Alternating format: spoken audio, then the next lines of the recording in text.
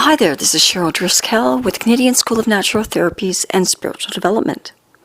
Today, I'm just going to take a little time to reflect upon the mother and the father energy.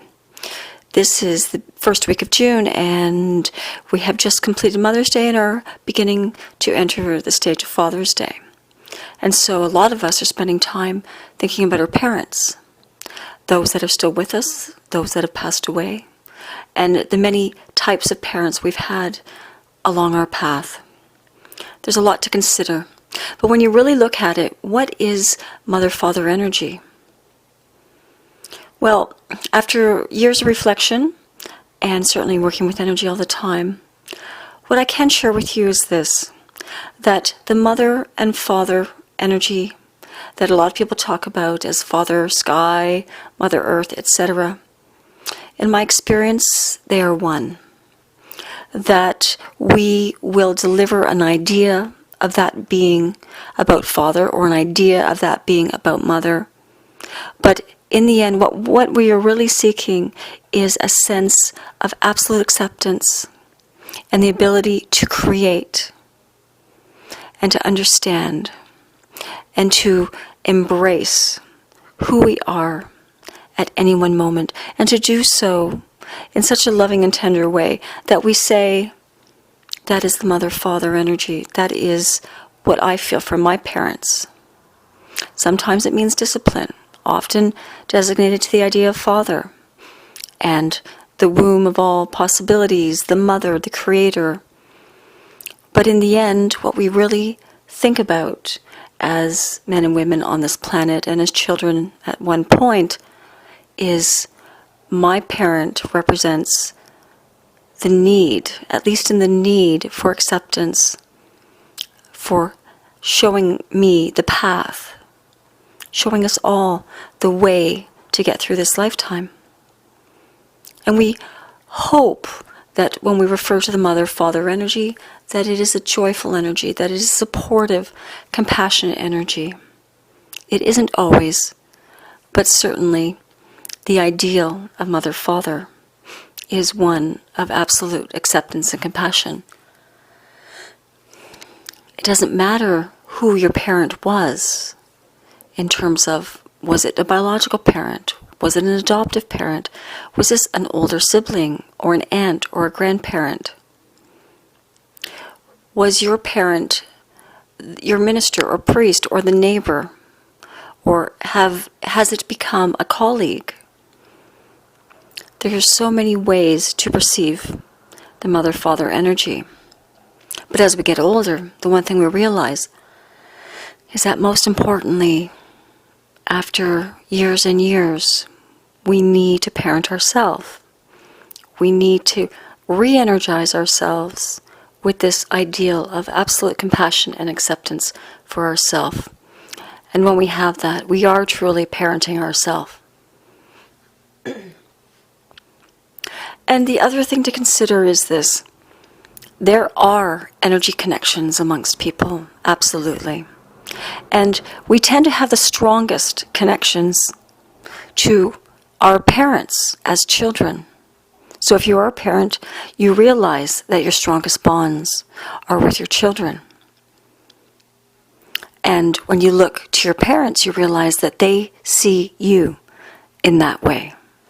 Most of the time, we have the gift in our culture of having a lot of wonderful, magnificent parents who have strived to support us to the best of their abilities.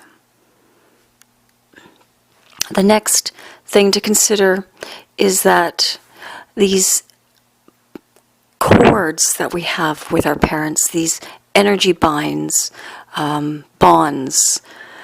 connections, etc., are based in a feeling. And the more we feel it, the stronger it gets. And the stronger it gets, the more we recognize that we are connected to something powerful. And what precipitates that energy? Is it just energy? Was it always there?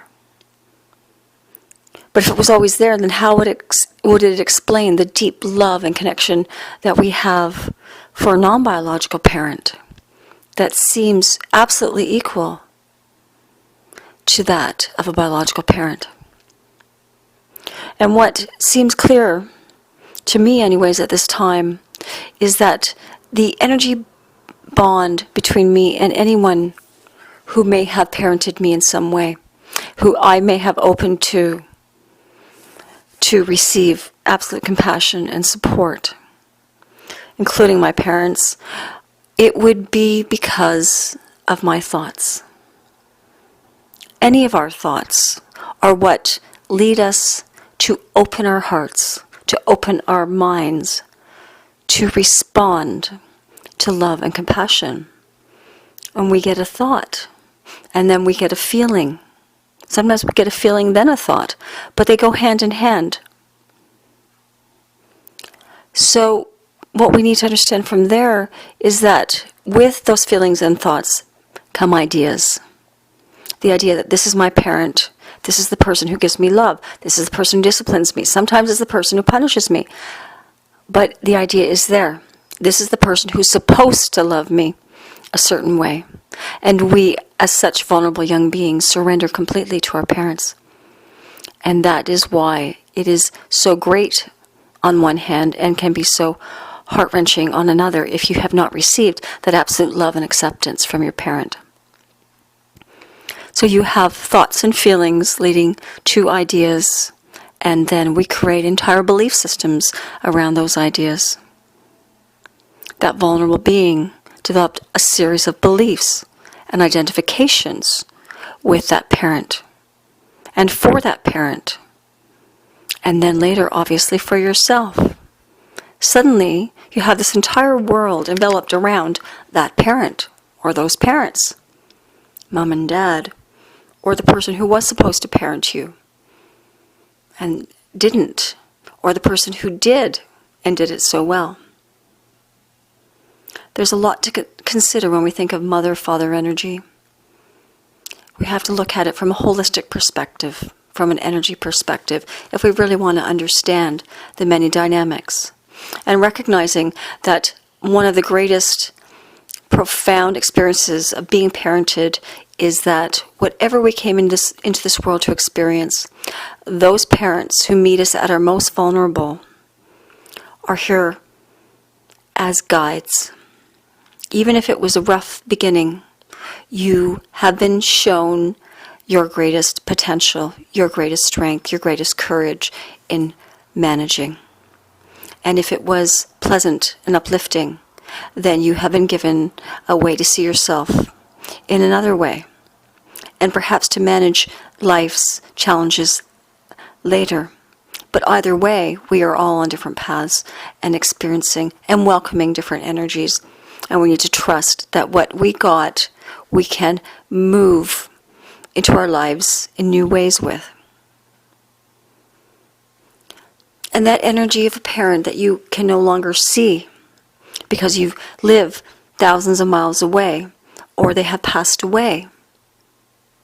Recognize that whenever you feel something, they too are feeling that feeling to some degree.